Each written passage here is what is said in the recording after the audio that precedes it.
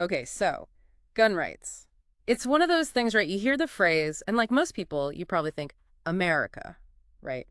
Wild West, cowboys, the Second Amendment, all that. It's the image that often comes to mind first, Hmm. for sure. But it's funny, the more you look into it, the more you realize that this whole idea of citizens and guns, way more complicated than it seems. It's got this whole global story, centuries of history, cultural clashes, you name it. Absolutely. And when you start digging into how different countries approach this right to bear arms, it's like this window into how societies view power, freedom, even their own history. Yeah, no kidding. I mean, for starters, how many countries do you think actually put the right to bear arms right there in their constitution? Ooh, that's a good one. I'm going to guess a lot less than you'd think.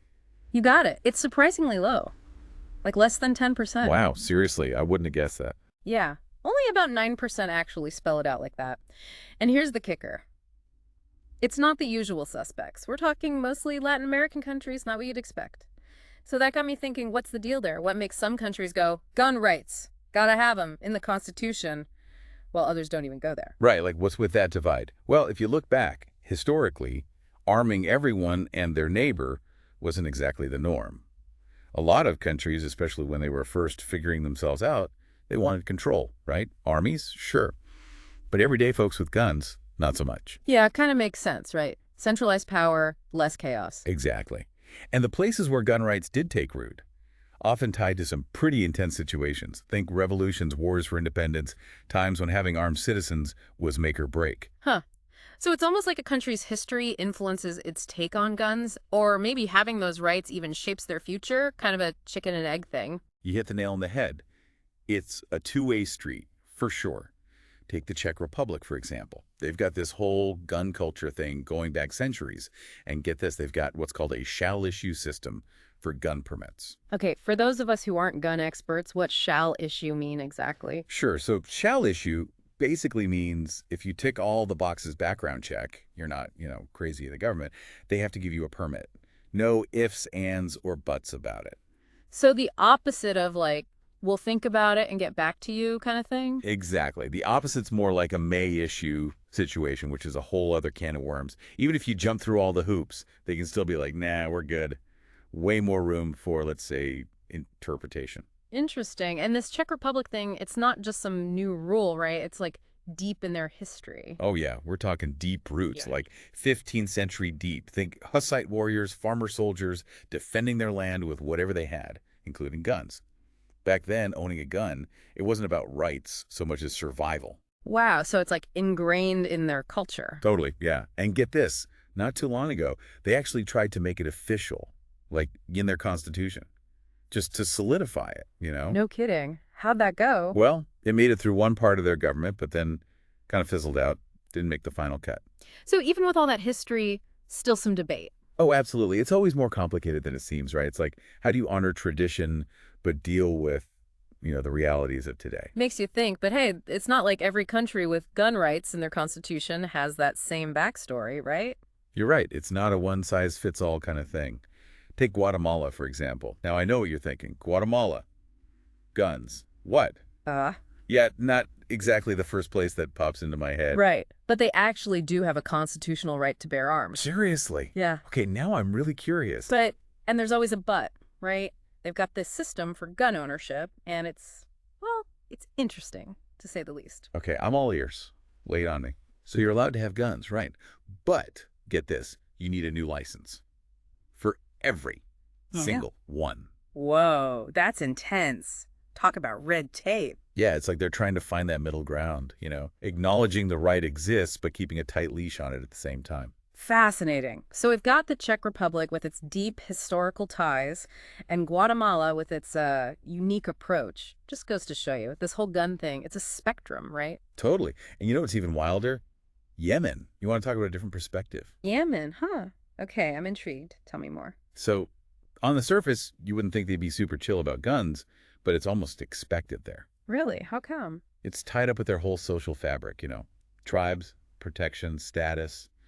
It's not like here where seeing a gun is this big scary thing. It's just life. Wow, that's a completely different way of seeing it. It's a good reminder that you can't just look at a law, you have to get the context, the why behind it. 100%. You got to look at the whole picture, the history, the culture, everything. Otherwise, it's just a bunch of words on paper. Yeah. It doesn't tell the whole story. Speaking of stories, maybe we should switch gears to two countries with, shall we say, very different narratives when it comes to guns. You mean? The US and the UK. Yeah, I mean, you can't talk about guns without bringing up the US, right? Like, love it or hate it, it's the example everyone thinks of. It's the one everyone has an opinion on, that's for sure. Totally. But you know what I find interesting? Even with all the talk, all the debate, there's still stuff in the Second Amendment itself that people gloss over. Yeah, it's just a few lines, right? Right. But man, those lines have caused a ruckus for centuries. It's kind of wild when you think about it. You've got this idea of a well-regulated militia, right? Then it goes on about a free state, and then bam! The right of the people to keep and bear arms shall not be infringed. People have been arguing about what that really means since, well, forever. Talk about packing a punch. Just a few words, and look at the impact. It's because of those words that the U.S. is so fascinating. You've got this idea of freedom, of being your own protector, this whole history tied up with it. It all clashes right there in that amendment. It's almost like it's a mirror to what's going on in the U.S., you know? Whatever people are worried about, they look to the Second Amendment, and boom, there it is. Exactly. Yeah. Now, on the flip side, you've got the U.K.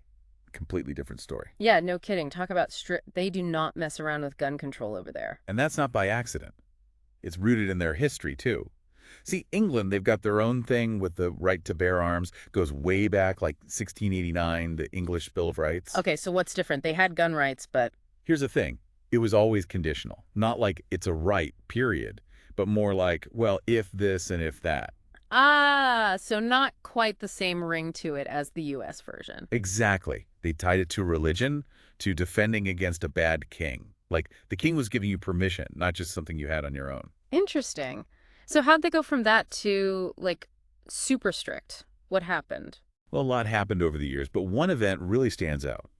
The Dunblane Massacre, 1996.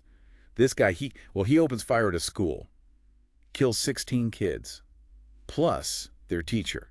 Oh, gosh, that's awful. Yeah, it was horrific. And for the UK, it was a turning point. People were angry, heartbroken. They demanded change. So that's when they really cracked down. Pretty much. Huge public outcry, government's under pressure. They passed some of the toughest gun laws in the world. Still in effect today. Man, that's heavy. And it just goes to show you one event can change everything. Absolutely. It's complicated, right? Like, you can't say for sure that caused this, but there's no doubt stuff like that has a huge EE impact. Yeah. On laws, on people, everything. Yeah, it makes you think about the whole balancing act, you know?